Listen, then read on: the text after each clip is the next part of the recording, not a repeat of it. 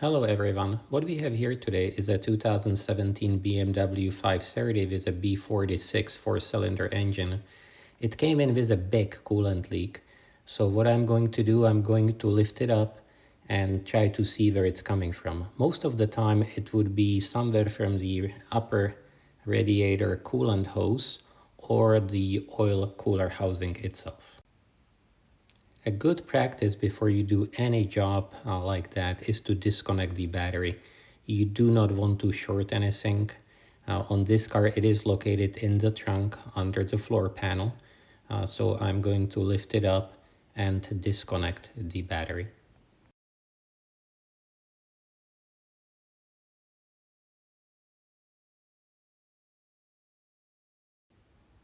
I'm gonna use 10 millimeter, disconnect the negative terminal, and I always put microfiber rack between the terminal and the cable just to prevent an accidental short. It is just good practice for safety.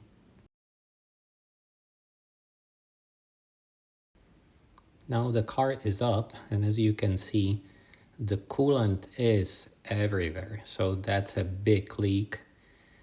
I'm looking around. It's dripping from the bottom of the oil pan, but that's just the lowest point. The actual coolant is coming from under the intake. There should be insulation, like a foam insulation material, but it's completely missing because it just fell out, completely wet, soaked.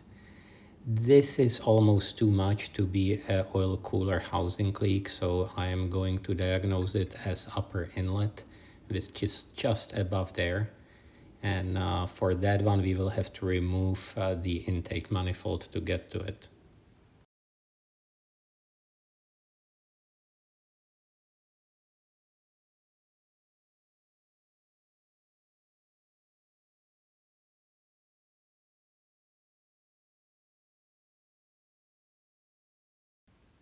So I have already removed the engine cover. It just pops straight up. And what you are looking at is the intake manifold with a bunch of connectors and hoses. It looks more complicated than it is. You just have to remove everything that's attached on top of that manifold, every single hose, every single electrical connector, and push it aside because we will be moving that manifold up. It looks very difficult and complicated, but it's really not. There are no hidden connectors that you wouldn't see. So if it looks like you have to remove it to be able to move that intake, you have to remove it. All those connectors are standard, nothing exotic, nothing strange. Just take your time and do it carefully. When it's all removed, you can actually maneuver the manifold out of the way. There is a hose attached to it from the bottom, but you don't have to disconnect it because you just need to move that manifold to the side just like this. So you get access to the actual hose inlet, and there it is. And you can see that it's leaking. The hose is attached by a plastic circlip, so you just use a pick, pull it up, make sure that it's loose, and with a little bit of wiggling it will come out from the actual inlet. Pull it out, set it sideways, and that will do it for this step. The next, those are E8s, I believe it was an E8, and they are 3 bolts that hold the actual inlet. That was the problem, it was cracked. So you pull it out. I got a new one from BMW dealer. So this is the correct part. And you hand tight the new one back in and then torque it correctly. I think on this one it was, if I remember correctly, 8 or 10 Newton meters, which is a very low torque. You don't need to over tighten it, you just need to make it snug, and that's all you need to do. And then you attach the coolant hose back in, clip it in, make sure it's tight and secure before you put it all back together. and then it is reverse.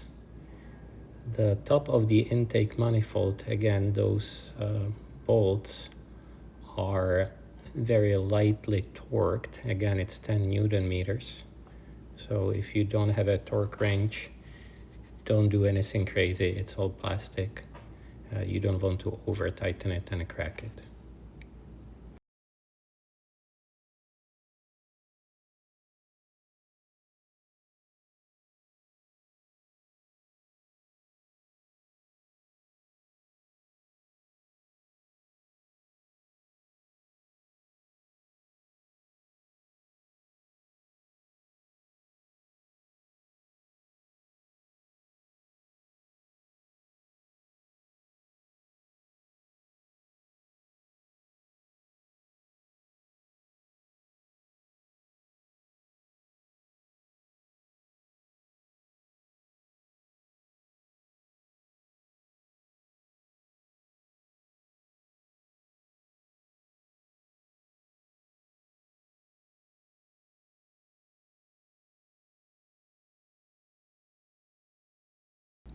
Now it's all buttoned up, looking good. Obviously you have to refill the coolant before you do anything else.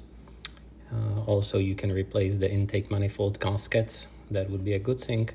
Car looks good, no leaks visible. That's a good start. So we'll go for a test drive and see if everything works. Everything checks out fine. I think it's all done. If you need any help and you are in the Charlotte, North Carolina or Rock Hill, South Carolina area, maybe we can help if you don't want to tackle it yourself. Thank you.